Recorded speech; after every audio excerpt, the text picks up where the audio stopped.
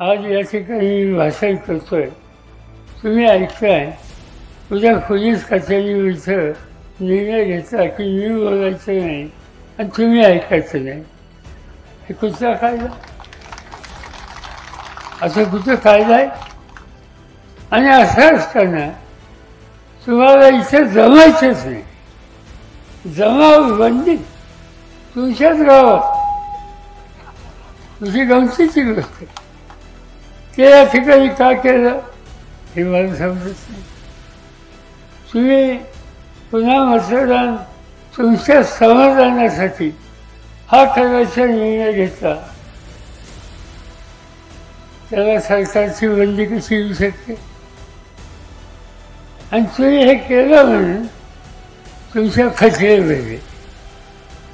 मला काही समजत नाही. खचला एक गुन्हा केला, चोरी केली, आणखी काय केलं, त्याचा खचला बरा. पण गावाने ठरवलं एका वेगळ्या दिशेने जायचं, त्यासाठी खचलं. आणि ह्या खचला सेंटरला